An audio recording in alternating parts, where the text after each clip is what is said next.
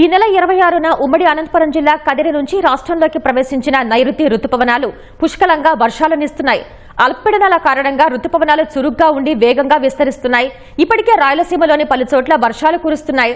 రాయలసీమ జిల్లాల్లో కొన్ని చోట్ల మోస్తరు నుంచి భారీ వర్షాలు నమోదవుతాయని వాతావరణ శాఖ హెచ్చరించింది. దీంతో జిల్లా కలెక్టర్లు కొన్ని చోట్ల యెల్లో, మరికొన్ని చోట్ల ఆరెంజ్ హెచ్చరికలు జారీ చేశారు.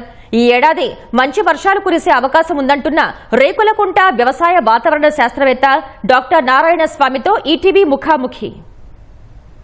సోమవారం రోజున ఈ నైరుతి రుతుపవనాలు రాష్ట్రంలోకి ప్రవేశించి నెమ్మదిగా మొత్తం రాష్ట్రమంతటా విస్తరించే ప్రక్రియ కొనసాగుతా ఉంది. ఈ నేపథ్యంలో రేకులకుంట వ్యవసాయ పరిశోధనా క్షేత్రం వ్యవసాయ వాతావరణ శాస్త్రవేత్త డాక్టర్ నారాయణ స్వామి మనతో ఉన్నారు.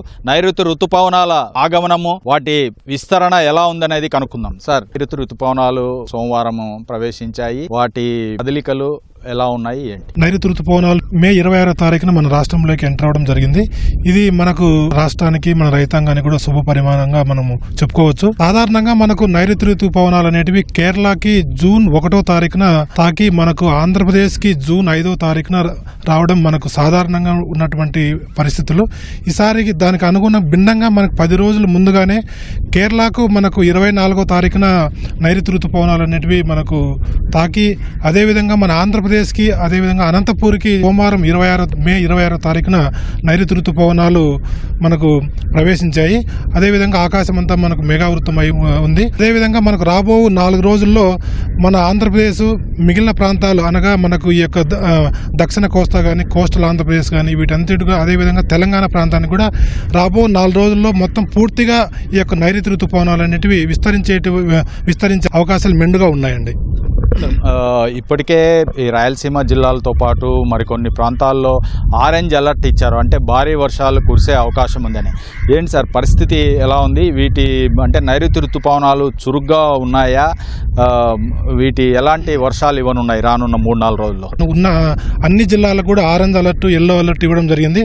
ఎందుకంటే మనకు ఈ యొక్క నైరుతి రుతుపవనాలు చురుగ్గా కదులుతున్నాయి. అదేవిధంగా మనకు అరేబియా సముద్రంలో అల్పపీడనం కారణంగా దానికి తోడుగా మన యొక్క నైరుతి రుతుపవనాలు ప్లస్ మన బే ఆఫ్ బెంగాల్, మనకు బంగాళాఖాతంలో అనుకూలమైనటువంటి వాతావరణ పరిస్థితుల దృష్ట్యా ఈ యొక్క నైరుతి రుతుపవనాలు చురుగ్గా సాగుతున్నాయి. అదేవిధంగా రాష్ట్ర వ్యాప్తంగా అన్ని ప్రాంతాల్లో దాదాపుగా ఒక మోస్తరు నుంచి భారీ వర్షాలు కురిచేటువంటి అవకాశాలు మెండుగా ఉన్నాయని భారత వాతావరణ శాఖ వారు తెలియజేయడం జరిగింది. సార్, అంటే 10 రోజుల ముందుగా ఈసారి రాష్ట్రంలోకి వచ్చాయని, భారత తీరాన్ని కూడా 10 రోజుల ముందు తాకాయని చెప్తున్నారు. అంటే దీనివల్ల ఏమన్నా సీజన్లో, పంటల సీజన్లో ఏమన్నా ముందుగానే వర్షాలు తిరోగమనము, ఈ రుతుపవనాలు తిరోగమనం చేసే అవకాశం ఏమన్నా ఉందా? రైతుల్లో కొంత ఆందోళన ఉంది, దాన్ని ఏమంటారు? లేదండి, అలా ఏముండదండి. ఈసారి మనకు అరేబియా సముద్రంలో కానీ, బే ఆఫ్ బెంగాల్లో కానీ మనకు అనుకూలమైన వాతావరణ పరిస్థితులు ఉన్నాయి. 2009లోనే మనకు ఇలాంటి పరిస్థితులు చూసాము. ఇలా మనకు జూన్ కానీ, జూలై కానీ, సెప్టెంబర్, అక్టోబర్ మనకి మాసాల్లో మనకు యొక్క వితరణ, అంటే మనకు రెయిన్ఫాల్ యొక్క డిస్ట్రిబ్యూషన్ సక్రమంగా ఉంటుందని కూడా వాతావరణ శాఖ వారు తెలియజేశారు. అదేవిధంగా జూన్లో ఇంకా మనకు మంచి వర్షాలు కురిచి మన యొక్క అనుకూలమైనటువంటి రైతులకు వారి యొక్క అనుకూలమైన పంటలు వేసుకోవాలని కూడా వాతావరణ శాఖ వారు, మేము మా వ్యవసాయ పరిశ్రమ స్థానం నుంచి కూడా రైతాంగానికి తెలియజేయడం జరిగిందండి. రుతుపవనాలు ఇలా ముందుగా రావడము గతంలో ఏమన్నా ఉందా?